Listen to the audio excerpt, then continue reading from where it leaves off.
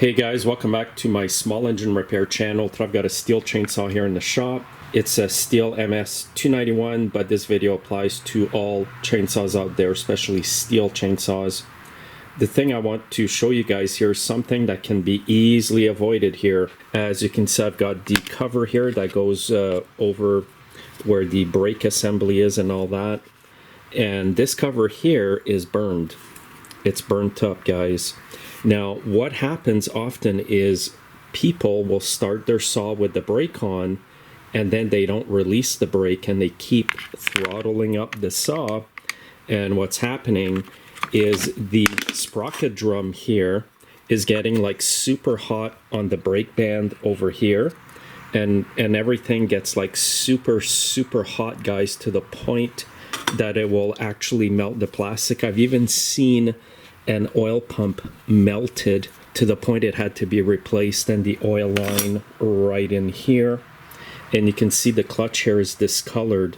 So what I need to do here on this saw is replace this cover here. And also sometimes your brake band will be fused to the body of the saw, so the brake will not work because the brake band is actually fused on here. So make sure you double check that.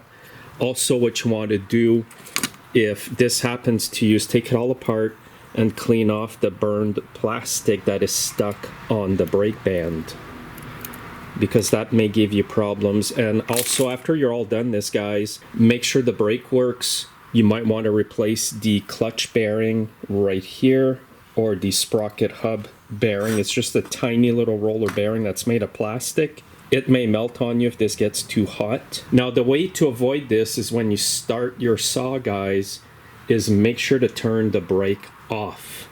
All you have to do is go like this till you hear a click. And then what's going to happen is everything will turn freely. Just thought I'd show this to you guys. I see this a lot, guys. I've probably had 3 or 4 just this spring with this problem here.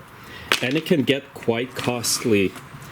Very costly, guys, if you don't take the brake off when you start it. Another problem you might run across if it got super hot is that your springs may need to be replaced because they will lose their strength. If they got red hot, that steel is not the same as it used to be before. So you might want to replace that if the chain's always turning after you fix the saw with this problem.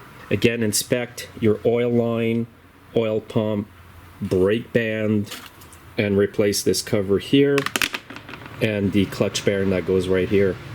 Easy to avoid, guys. Follow the starting procedures of your saw in the manual and you'll be fine. Have a great day.